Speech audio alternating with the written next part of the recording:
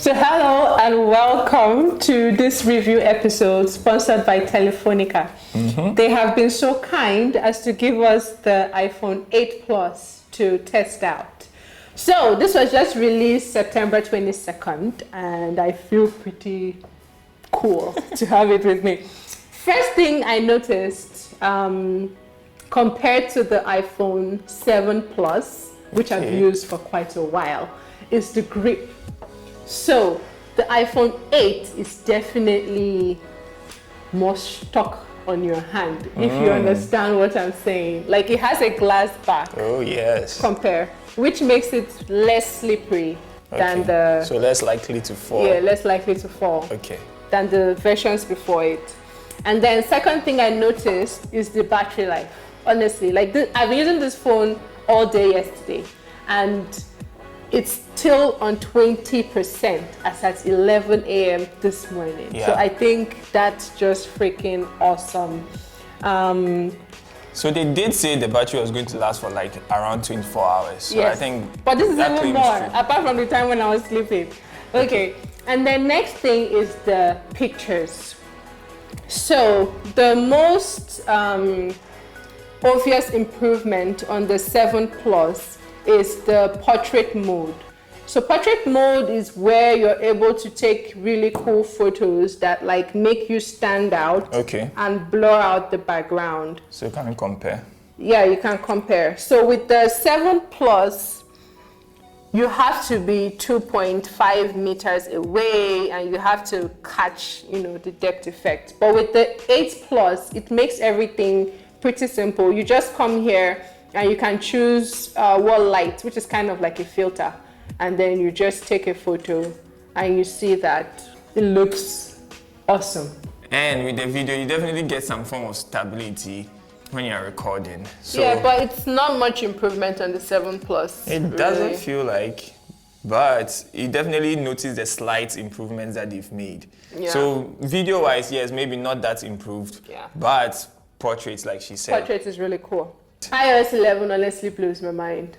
But the thing is, it's not just limited to the iPhone 8. Like iOS 11 is available from iPhone 5S. Although I was having a conversation with a friend and he's like, if your phone memory is, small, it probably would make some of the iOS 11 enabled apps lag. For example, iOS 11 is the first augmented reality version available. So with iOS 11, we have a lot of augmented reality apps. Here I have the AR dragon, and I actually have a pet dragon who I have been playing with since yesterday. I call him Q. Yeah, so I think it's awesome because you can spend your time, like you can spend your entire day just playing with your pet dragon or whatever. Like I really look forward to what app developers are able to build with this. Next thing I found really interesting though is the storage space. So usually iPhones have 64 gig, I think 32.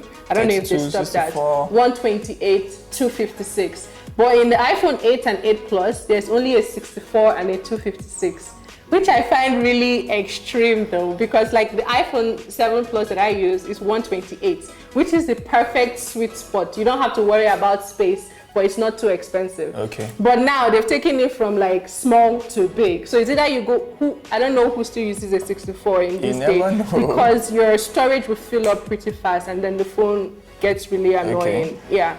So I find that really interesting, the storage space. So yeah, other things on the iPhone, on the iOS 11 worth noting are, for example, my favorite feature yet, the screen recording feature. So with the screen recording feature, you're able to show people how to do things without talking too much. You simply activate it in, you go to General and Control Center and you pick screen recording. And then you're able to just swipe up, click on screen recording and record exactly what you're trying to show people how to do. Okay. When you're done, you stop it and you send to whoever. Okay. Yeah. Next thing is the fact that you can now make GIFs on your phone. So first thing I did once I upgraded was delete the Boomerang app because like who needs it anymore? Hey. So now once you make a live photo, you can swipe it up and you see the loop and the bounce option, which you can click, and it really just turns your picture into a GIF, which you can share with friends. I think that's super awesome. Anything else you're forgetting? No, so I would like to know, would you upgrade your iPhone 7 Plus to an iPhone 8? Honestly, I won't. You won't? The only reason I won't though is because the iPhone 10, the iPhone X is coming out on November 3rd, right? So it's kind of like, I don't even know, kind of unnecessary, like an unnecessary stop, because I already have the iOS 11 on my 7 Plus and I can just wait to get the iPhone 10. So I love the iPhone 8 truly because I'm an iPhone person. I love how handy it is. It's, you know, has a really good grip.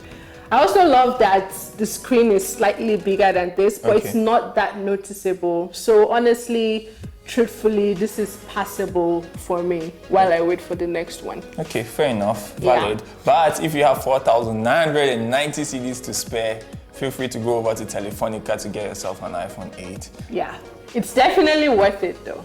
If you haven't tried it, you wouldn't know. Okay, so if you enjoyed this review, put your comments in the comment section below, like this video, definitely like our page, go over to YouTube and subscribe, and we'll be bringing you more reviews. And if you have any questions about the iPhone 8 or the 8 Plus, feel free to drop them below. I consider myself an iPhone expert and I will get back to you. All right.